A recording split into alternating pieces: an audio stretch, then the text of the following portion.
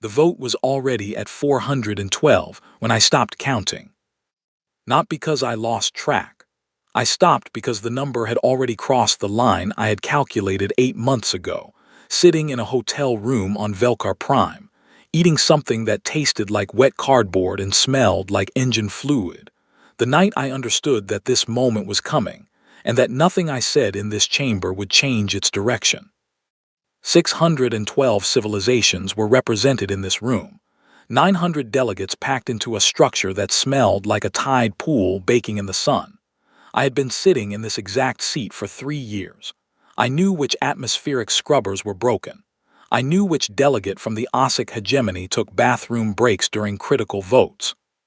He did not take one today. My name is Lena Cole, Earth's ambassador to the galactic community, a title that sounds significant until you understand what it actually means. It means you sit at a table engineered for everyone except you. It means you file petitions that vanish into review periods measured in years. It means you stand before 600 civilizations and represent 8 billion people to a body that has spent 4 decades deciding whether humanity qualifies for the paperwork. Today, they had reached their conclusion.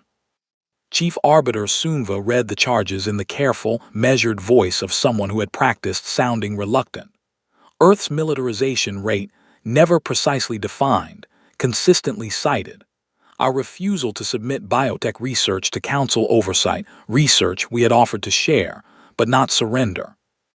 The incident at Meridian Station, which 3 separate civilizations had filed formal trauma complaints about, and which the official record described in language constructed so carefully that no individual or governing body would ever be held specifically accountable for what had actually happened there. I had not requested speaking time. Everything I needed to say I had already said. 12 years, 407 formally filed objections, 219 diplomatic correspondence chains reviewed, acknowledged, and placed into the institutional equivalent of a drawer that no one opened. I had said all of it through the correct channels, in the correct language, with the appropriate documentation attached and verified. It had produced the vote I was watching now. The indicator lights above each delegation seat shifted from neutral to amber as each civilization registered their position. The amber spread the way damage spreads, starting at the center, moving outward, until it occupied more of the room than anything else. 400. 500. 560. I did not lean forward. I did not grip the arms of my chair. I sat with the stillness that does not come from calm. It comes from knowing exactly what you do next. 612. The single abstention was the Breath Collective, who abstained from everything as a matter of philosophy. I had once asked their senior delegate whether the Breath ever voted yes on anything. He told me the Breath believed certainty was a form of arrogance. I told him that was a comfortable philosophical position for a species that did not need other civilizations' votes to survive. He had not spoken to me directly since. The cost of that had been 0. Chief Arbiter Sunva held the result for 4 full seconds before reading it aloud. A theatrical choice. The Velkari were good at theatrical. The motion carries, he said. Earth is formally placed under protective isolation. Trade sanctions will take effect within 1 standard cycle. Travel restrictions are immediate. A corrective period of no less than 50 standard cycles is hereby imposed. 50 cycles. The chamber released a collective sound that traveled through 900 bodies in 900 different ways. A loosening, a settling, whatever relief sounds like when you translate it across a dozen physiologies at once. The Velkari legal team was already moving documents. The Ossic delegation communicated through the low-frequency vibrations their species uses when they do not want the conversation followed. I pulled out my tablet. The delegate closest to me, young Velkari, with the wide, light-capturing eyes his species develops for deep space navigation, glanced over. I felt what he was expecting. A protest. An emergency motion. Some visible response that would confirm for everyone present that the vote had landed with the weight the chamber intended. I typed 11 words into a secure channel. Green light, All nodes. Confirm receipt and report status. Send. I looked up at the young delegate. He looked away. The diplomatic liaison assigned to manage Earth's formal exit from the community reached me 2 minutes after the vote closed. A senior Velkari official with a face built for difficult conversations. The kind of face that develops in people whose job is to deliver outcomes that damage others while maintaining the impression that the damage is regrettable and ultimately in everyone's interest. He began a prepared statement about transition support resources, liaison offices, a community-funded adjustment period for Earth's economy. I closed my tablet. Here's the thing, I said. He paused mid-sentence. You just voted to exile a species that has been building a separate table for 8 years. I held that in the space between us. You did not exile us. One breath. You freed us from the waiting list. The prepared statement left his face completely. What replaced it was a calculation, the visible, specific recalculation of a person who has just discovered that the map they were carrying does not describe the terrain they are standing in. My tablet pulsed short once. Confirmed, all 47 nodes active and clean, Petra. I read it, closed the screen. I stood up. The chamber continued behind me. 900 conversations about what came next for Earth, none of which included any input from Earth. The amber lights had returned to their neutral blue, but the room felt amber anyway, something in the air pressure, something in the weight of all that relief pressing outward toward the walls. I walked toward the exit, 200 feet of polished stone sourced from a quarry on a planet I had never visited. My footsteps made no sound. The Velkari designed this building to make visitors feel the weight of its age, to make them feel small inside something vast and permanent and far older than they were. I had always found the effect somewhat overstated. I did not look back at the chamber. There was nothing behind me I had not already planned for. In the corridor outside, the air was cleaner and direct. The escort caught up with me at the first junction, 6 Velkari enforcement officers with the practiced formation of people who believed they were performing containment. Their lead officer informed me, with genuine courtesy, that Earth's diplomatic credentials had been suspended effective immediately, and that he was authorized to ensure my orderly departure from community facilities. Copy that, I said. I kept walking. They kept pace. They believed they were escorting me out. They were not. The corridor that led from the convocation chamber to the transit hub was 400 meters long and designed to feel longer. The Velkari architects had done something subtle with the ceiling. It dropped incrementally as you walked, creating a subconscious sense of compression, of available space narrowing with each step. The psychology of it was probably quite effective on species that experience spatial pressure as emotional pressure.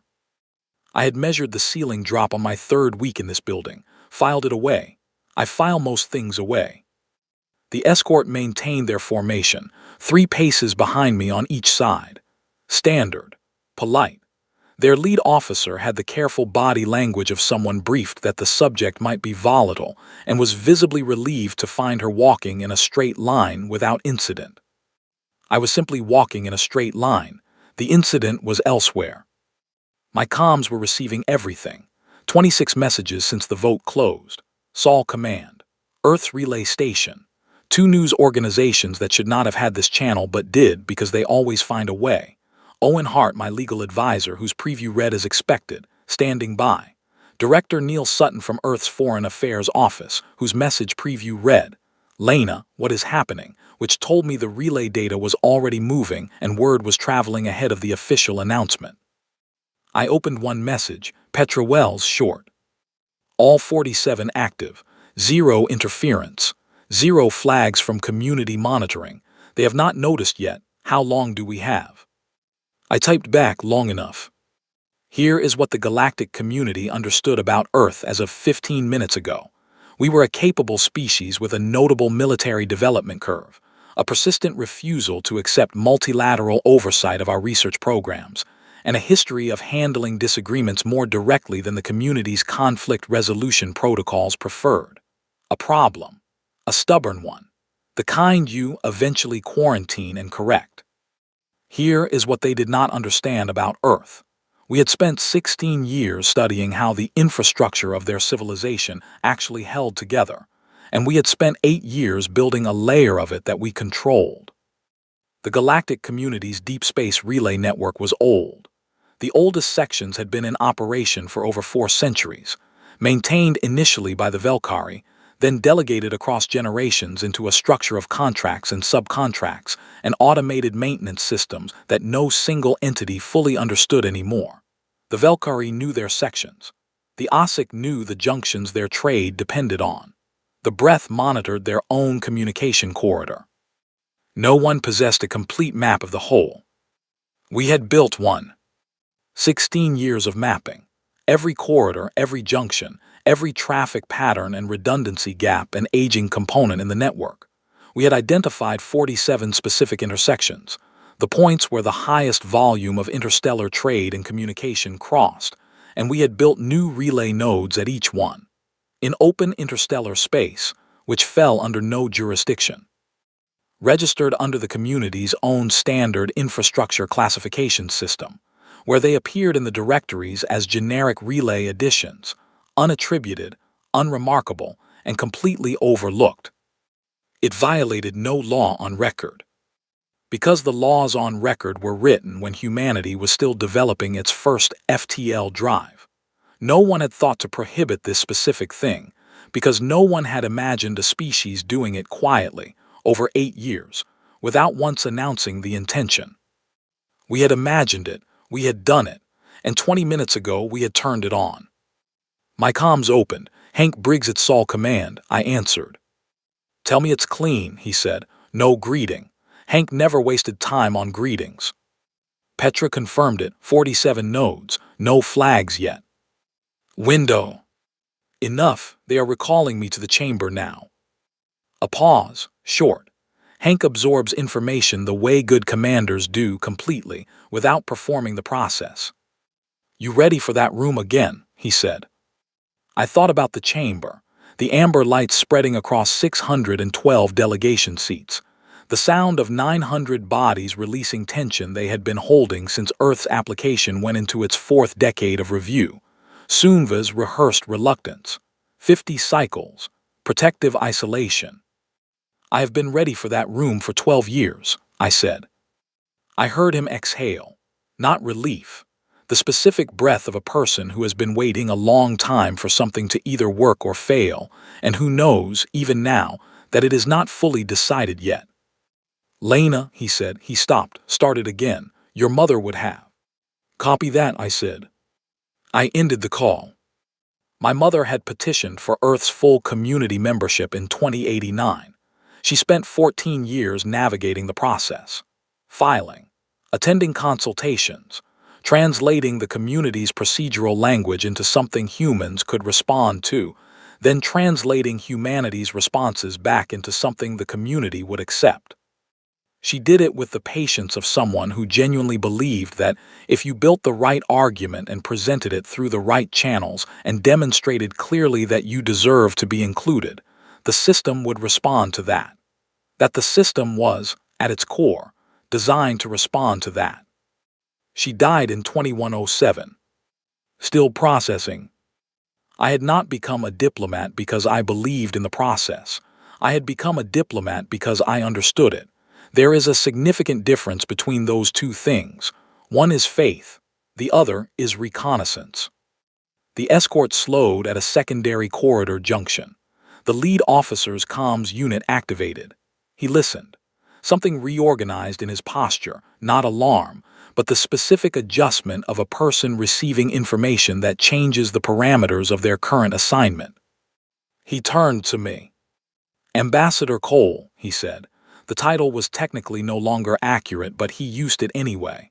Habit, or professionalism, or both. The convocation has issued an emergency recall. Chief Arbiter Sunva has requested your immediate return to the chamber. The stated basis is an infrastructure concern. Infrastructure concern, I said. Yes. I looked at him for a moment. He was doing his job correctly, and he clearly felt the situation had moved past what his job had prepared him for, which was not something I held against him. "Copy that," I said. I turned around. I walked back toward the chamber. The escort, which had been absolutely certain 12 minutes ago that they were escorting me out, reformed without a word and moved with me in the opposite direction. I gave them credit for the professionalism. As I walked, I thought about Petra Wells at 29 years old, standing in front of Earth's Foreign Affairs Committee, presenting the node concept, watching the committee use the word ambitious in the specific way that institutions use it when they mean, "This will not be funded."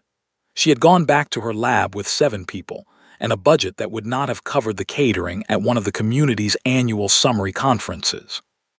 8 years later, she sent me 2 words. "It's ready." I had read those 2 words at my desk in the community facility I was no longer allowed to call home, sitting in the quiet of a late orbital evening, and I had felt something I had been careful not to name. Currency you have not yet confirmed is real should not be spent. I had filed the feeling away with everything else I was carrying. The chamber doors were ahead. The first time I walked through them, I had been carrying 40 years of Earth's patience on a structure that had been fracturing for a long time. This time I was carrying terms. The chamber looked different on re-entry. Not physically. The stone was the same stone, the ceiling the same calculated height, the broken atmospheric scrubbers on the east wall still broken, but 900 bodies that had settled into the comfortable weight of a concluded decision had reorganized into something considerably less comfortable. Delegates had moved into clusters that had not existed before I left. Conversations that had been running at the relaxed pace of business concluded now moved fast and low and close. I knew that pace. I had seen it in briefing rooms before outcomes changed. Chief Arbiter Sunva was standing. He did not stand during sessions that were not in formal record. Standing was reserved for moments that required visible gravity. I walked to the center floor. Not to the ambassador's bench, which was technically no longer my seat, to the speaker's position. The raised section, slightly elevated from the chamber floor, designed so that when a delegate addressed the full chamber, every delegation could see them clearly. I stood on it. Sunva looked at me for 2 full seconds without speaking.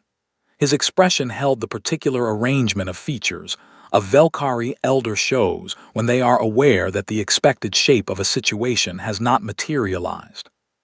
"Ambassador Cole," he said, "our infrastructure monitoring has flagged a significant anomaly across the deep space relay network. 47 new relay nodes have registered active status in the major trade corridors. The authentication layer on 11 primary junctions has been redirected through Earth-registered infrastructure. We are requesting an explanation." "Sure," I said. Earth built 47 relay nodes over 8 years in open interstellar space, registered them under your standard infrastructure classification system, and activated them approximately 25 minutes ago. The chamber was very quiet. "The Velkari pharmaceutical distribution network routes through Corridor 7, I continued. "Our node at that junction is now the primary authentication point for all traffic on that route. The OSIC hegemony's commercial shipping depends on junctions 2, 9, and 14. We have operational nodes at all 3. The Breath Collective's communication network runs through the central hub at Sector 40. Our node there is the most powerful unit in that zone by a factor of 3. The Murat Strands data relay uses junctions 21 and 32. We cover both. The Ahun Trade Federation's primary cargo corridor runs through junction 18. Our node there went live clean." I looked at the Velkari Commercial Committee representatives, who had arrived in the last 12 minutes, fast enough that several were still arranging their seating. "None of this violates any law currently on the community registry," I said. "Earth's legal team has verified the full construction and registration record against every applicable statute in your existing framework. All 47 nodes meet community infrastructure classification standards. All were built and registered within current interstellar property protocols." There is no legal mechanism available to this chamber to compel Earth to disable, surrender, or transfer operation of those nodes. I let that sentence reach every corner of the room before I continued. Owen Hart was near the chamber entrance. He had arrived at some point in the last few minutes, jacket slightly crooked, tablet already open, the expression of a man who had been preparing for a specific moment for 3 years and was now standing fully inside it. He raised 2 fingers. Confirmed. Owen Hart, Earth's chief legal advisor, has the complete regulatory record available and is prepared to review it with any legal scholars this chamber wishes to appoint, I said. The record will support everything I have just told you. The OSIC senior delegate produced a low, resonant sound his species makes when confronting information they had not prepared for. It traveled through the room. The Velkari commercial representatives were clearly receiving communications from their home offices. I could read the reorganization in their body language as the responses arrived, the specific recalibration of institutions calculating the cost of 2 different outcomes against each other. Sumva set his tablet down with great care. Ambassador Cole, he said, what is Earth proposing? Earth is not proposing anything. I reached into my jacket pocket and removed a data chip. I walked to the arbiter's table and placed it in front of him. Earth is delivering terms. The distinction matters. I would ask this chamber to keep it in mind throughout the rest of this conversation. I stepped back to the speaker's floor. For 40 years, Earth operated within the community's framework. We filed petitions. We attended reviews. We modified our research disclosure practices on 3 separate occasions, each time based on assurances that modifications would advance our membership application. They did not advance it. We submitted to 2 independent security assessments conducted by community-appointed teams, both of which cleared Earth of the specific concerns cited in this morning's vote. Those assessments were classified. They were never entered into the formal record. I looked across the full chamber. At no point in 40 years did this body treat Earth as a civilization with legitimate standing. We were processed. We were reviewed. We were told our concerns had been noted and that the process would continue. Today, that arrangement ends. I nodded toward the data chip. The file contains Earth's terms. They are complete and they are not modular. Earth's relay nodes remain under Earth's operation, with licensing agreements for continued access available at rates defined in Appendix 2. Earth's permanent arbiter seat on this council, with full voting rights, is effective immediately upon agreement. The incident at Meridian Station is to be officially reclassified in the community record to reflect what actually occurred. Earth's biotech research program continues under Earth's own oversight framework, with voluntary disclosure provisions outlined in Appendix 5. Section 3 addresses the suppressed security assessment reports. I would strongly suggest reading Section 3 before formulating a response. The chamber was silent for 4 seconds. Then it was not silent at all. They tried. I will give them that fully. 600 civilizations do not persist long enough to build an institution this old and this complex by being unintelligent. They know how to negotiate. They know how to apply pressure, find angles, redirect conversations without the other party fully understanding what has been moved. They are very skilled at all of those things. What they did not know was how to do any of them to someone who had spent 12 years learning how they worked. Sumva called a 30-minute recess. When the session resumed, 7 additional Velkari legal scholars were seated at the arbiter's table, plus 2 representatives from the Community Standards Authority, a body that existed, as far as I had ever been able to determine, primarily to generate documentation confirming that existing standards applied to whatever situation was currently in dispute. The senior legal scholar opened with the full framework argument, systematic, structured, and well-prepared. He used 14 minutes and covered precedent, historical context, and the position that Earth's node construction, while not explicitly prohibited under current interstellar property statutes, potentially violated the spirit of the community's infrastructure cooperation framework. The spirit of the framework. I waited until he finished completely. The spirit of the framework was written 2 centuries ago by species who had not yet made first contact with Earth, I said. Earth was not consulted on the spirit of the framework. Earth was not consulted on any of the foundational documents your team is currently citing. We were presented with those documents as conditions of a membership application that, as of this morning, has produced no membership after 40 years of active processing. I looked at Owen. He stepped forward.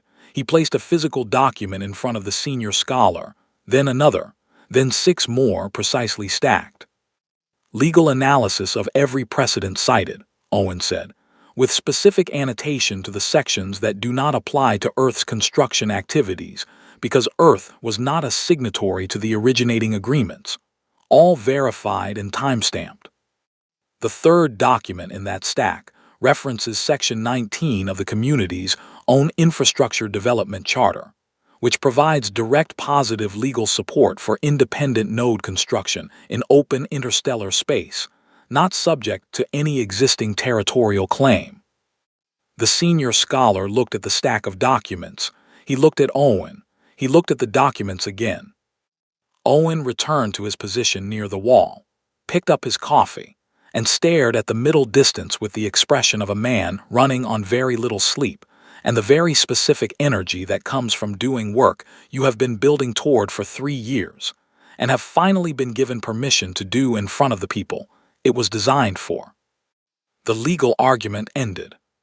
The OSIC delegation produced their threat 17 minutes later. Their senior delegate stood. His statement, rendered through the chamber's translation relay, described Earth's node activation as a destabilizing action that posed a direct threat to the security of established interstellar infrastructure, and noted that the OSIC hegemony maintained enforcement capability sufficient to address infrastructure threats of this nature under current community emergency security protocols. He framed it carefully as a statement of capability and legal authority, not as a declaration. He sat down. The chamber waited. I reached into my jacket pocket. I opened a specific file on my personal comm unit. I pressed play. The audio lasted 12 seconds. 2 voices. Clear recording. Speaking in OSIC, translated in real time by the chamber's universal relay system for every delegation present.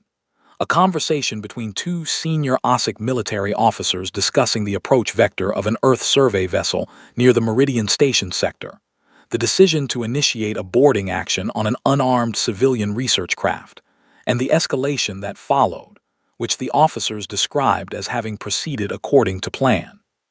12 seconds. I stopped the playback. The full recording is 47 minutes, I said. Earth has held it for 6 years. It currently exists on 7 separate servers across 3 solar systems. Section 4 of Earth's terms addresses the official record correction for the Meridian Station incident. I would recommend reviewing Section 4 carefully before this delegation makes any additional statements. The OSIC senior delegate was completely still. The specific, deliberate stillness of a large, physically expressive species choosing, with considerable effort, not to express anything at all. He made no further statement. The Velkari commercial representatives had received communications from their home offices during the recess, and the responses had reorganized their body language in a way that was not difficult to read. The message that had come back was some form of, "Do not disconnect the nodes." Their own supply chain mathematics had spoken more directly than any position paper could. I turned back to Sunva. "The terms are complete," I said. "I am willing to clarify any section whose language requires it. That is different from modification, and I want to be precise about that difference." Sunva looked at me with the particular expression of a person who runs an institution that is currently being required to adapt faster than its design permits. From the back of the chamber, a voice asked for the floor. A young Velkari delegate.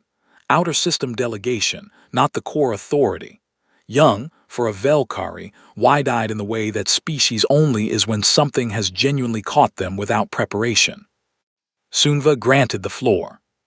The delegate looked at me directly. He said, Why did you not simply ask for this, all of it, years ago, before all of this became necessary? The chamber was quiet.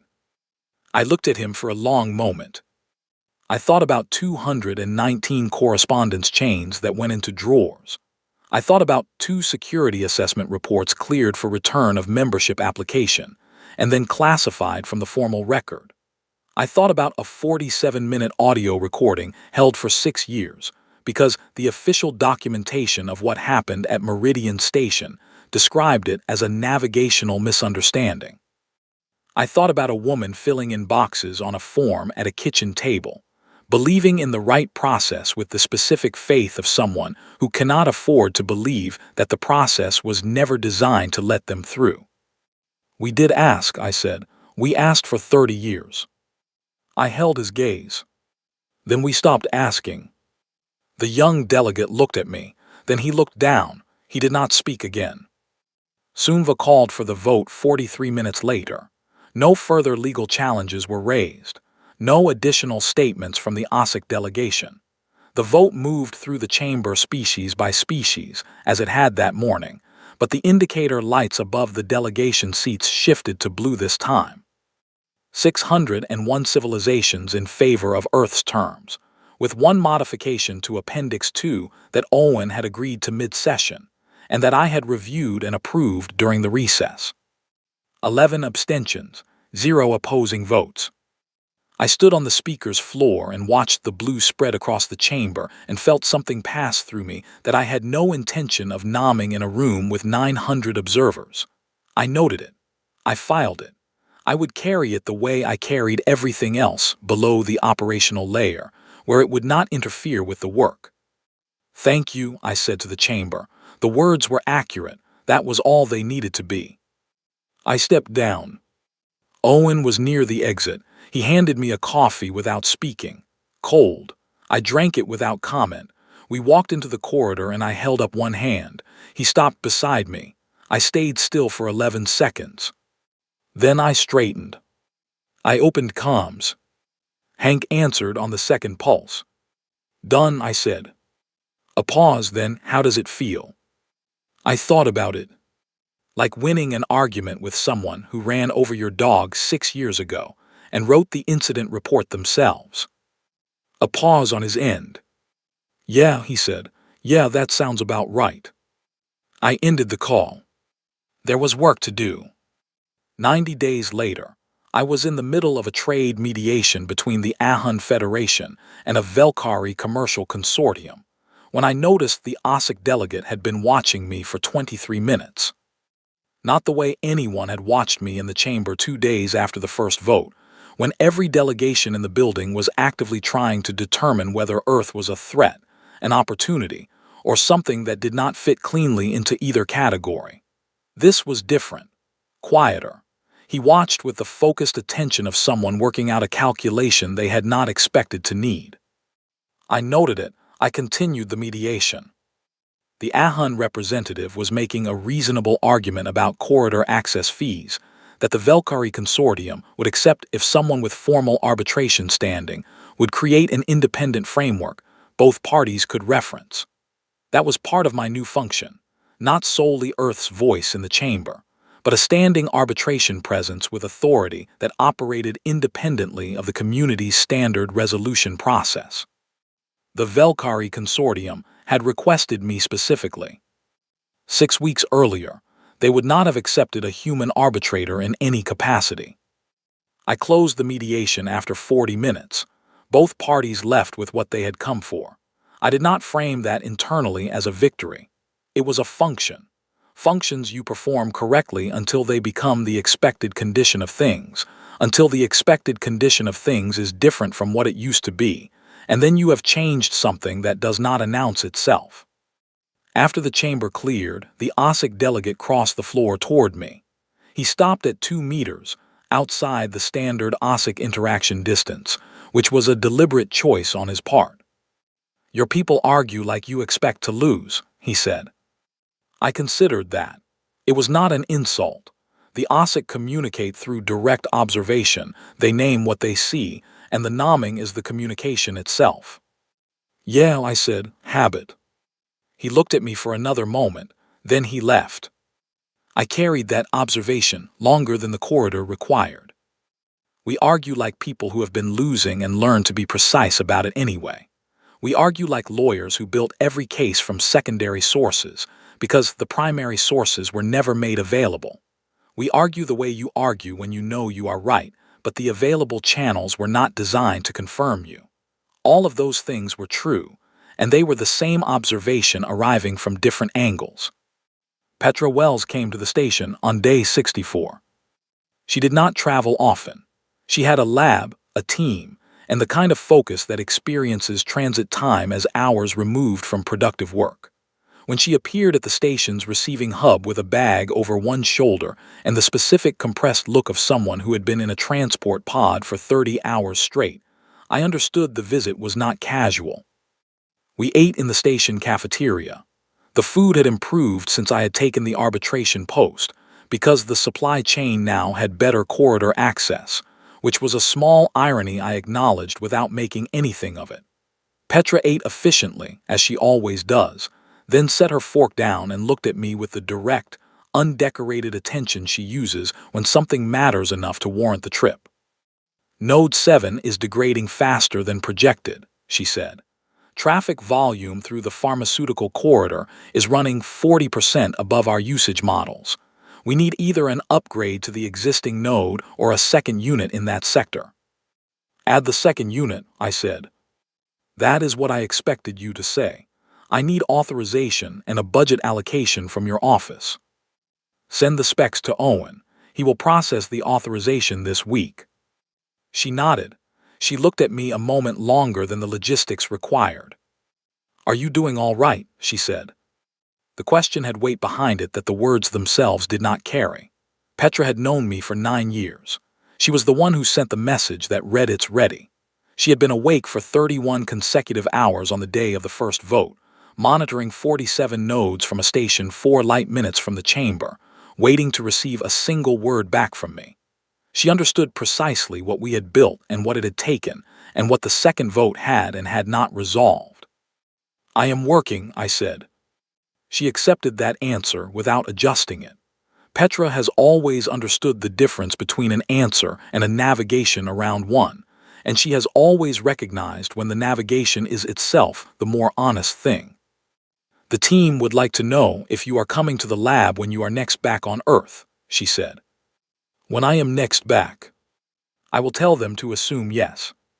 Tell them I said hello. She left the next morning. I watched her pod disconnect from the station bay and move into the departure corridor. I stood at the bay window for another few seconds after it was gone. Then I went back to work. Director Neil Sutton arrived on day 78 with a delegation of 4 and a prepared agenda running to 6 pages. Sutton was the kind of official who had spent his career inside institutions, comfortable with hierarchy, skilled at the diplomatic art of making constraints look like choices, and genuinely well-meaning in the way that people are when an institution has become the primary medium through which they perceive what is possible. He arrived with the careful, slightly reorganized energy of a person who has updated a significant understanding and is still integrating the update. We met in the station's formal conference room. It had a Velcari aesthetic, clean lines, mineral surfaces, designed to communicate permanence and authority. I had not changed any of it since taking the post. The room communicated what it communicated. I did not need to redecorate to change the conversation that happened inside it. Sutton moved through the agenda methodically. Relay node policy formalization, bilateral agreement governance framework, Meridian Station reclassification communications, the suppressed security assessment reports. On the security assessments, I stopped him mid-sentence. Those go public, I said, all of them unredacted. He checked his notes. The legal committee's recommendation was phased disclosure with a community impact assessment preceding each release. The legal committee's recommendation was designed to manage Earth's relationships within the community framework, I said. Those relationships have changed structurally. The reports go public, unredacted, on the timeline Earth's communications office determines is logistically sound. the people who were aboard the survey vessel at Meridian Station, and the families of everyone involved in that incident deserve an accurate public record. That is not a policy position I am willing to negotiate. It is the minimum the situation requires. Sutton wrote something on his notepad. The room was quiet enough that the pen made a small sound. "All right," he said. "We finished the full agenda in just under 2 hours." His delegation gathered their materials with the coordinated efficiency of people accustomed to formal settings. Sutton himself moved toward the door and then stopped. He had the posture of a person carrying one more thing and deciding carefully how to set it down. "It will take time," he said. "For people back on Earth, I mean. For the institutions. The way people understand what has changed, it will need time to become something they can actually live inside of. Something they can build from." I understood exactly what he meant. Earth had spent 40 years inside a particular understanding of what was achievable, of what you could reasonably expect from the universe if you did everything correctly and waited long enough, and demonstrated clearly that you had earned inclusion. That understanding does not reorganize overnight because a chamber full of amber lights voted blue. It reorganizes slowly in people, one revised expectation at a time. "I know," I said. He nodded. He left. I sat alone in the conference room. I did not review the agenda or the session calendar or the relay node upgrade request. I thought about something specific and small and very clear.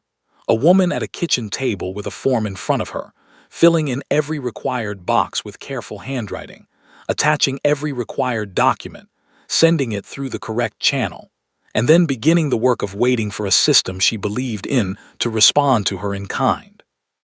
I thought about what that costs. Over 14 years. What it costs a person to keep going back to that table, filling in boxes that ask the same questions, attaching documents that have already been reviewed and cleared and set aside, believing each time that this version of the effort might be the one the process recognizes. I sat with that for as long as it needed. Then I stood up, I straightened my jacket, I went back to work. The morning session on day 91 was a territorial boundary dispute between two mid-tier species I had been mediating for 3 weeks. It was intricate, careful work. Both parties had legitimate historical claims to overlapping resource zones, and both communicated in styles that made each side feel precise and left the other feeling unheard.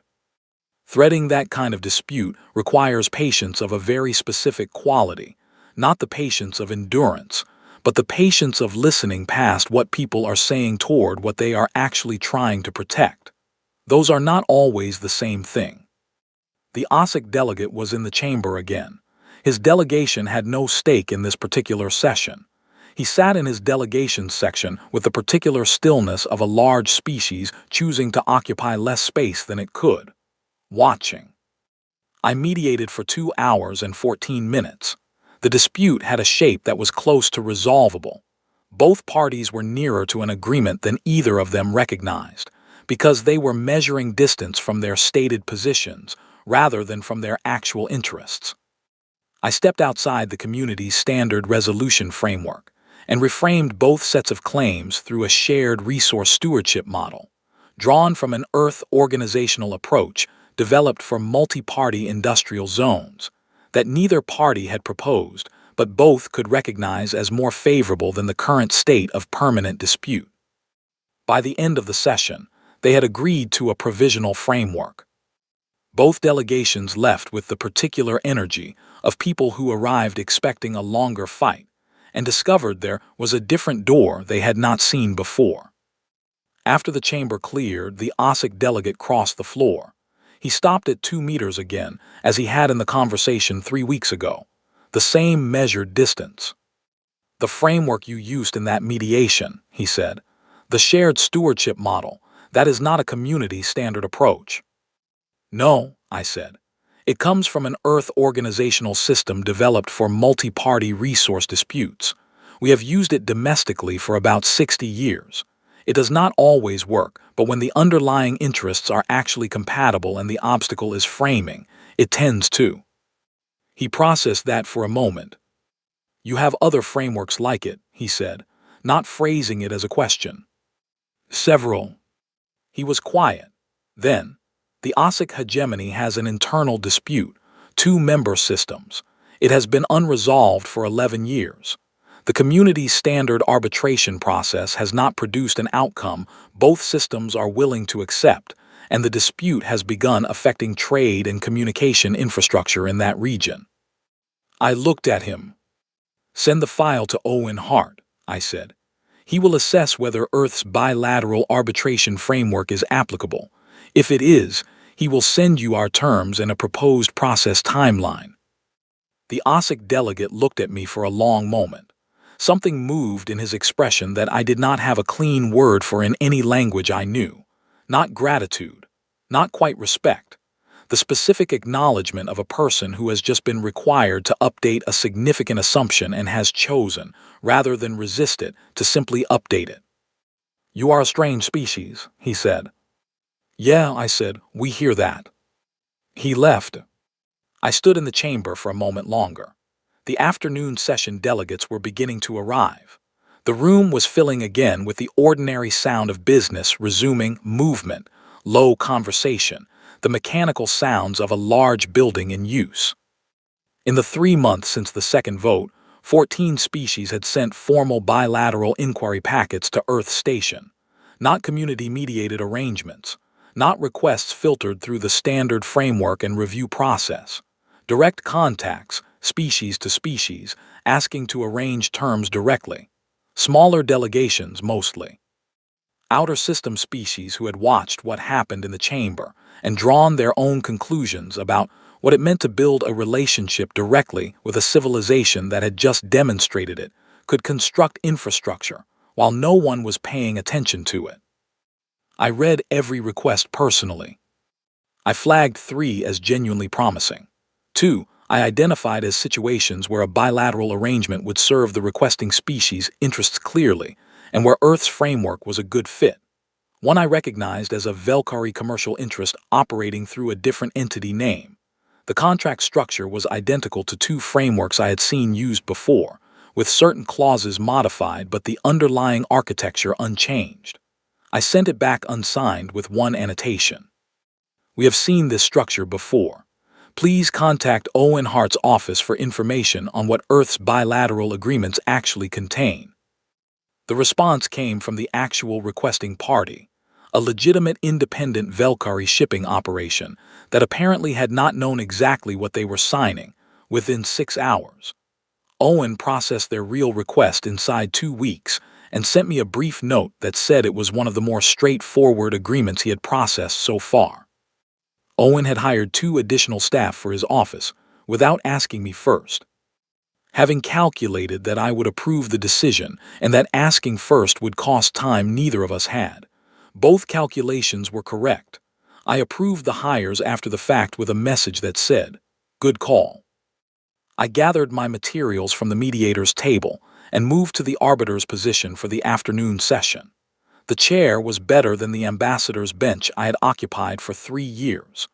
Owen had raised the issue during the transition, and Sunva had accommodated it with the efficiency of an administrator who had calculated that the cost of the accommodation was lower than the cost of the alternative. I opened my tablet. 4 files to review before the afternoon session opened. Petra's node upgrade authorization waiting for my signature. A second bilateral inquiry from the Murat Strand, far clearer than their first approach, which suggested someone on their team had studied how Earth's intake process actually worked and adjusted accordingly. A memo from Owen about the Ahun Federation's interest in Earth's participation in a joint research disclosure partnership, which was worth reading carefully before responding. A formal communication from Chief Arbiter Sunva regarding the upcoming anniversary review of Earth's arbitration seat, standard procedure, routine institutional record keeping, the machinery of a very old organization running as it always runs. I filed Sunva's message. I would respond tomorrow. I looked across the chamber. 900 versions of intelligence settling into position for the afternoon's work. Arguments to be made.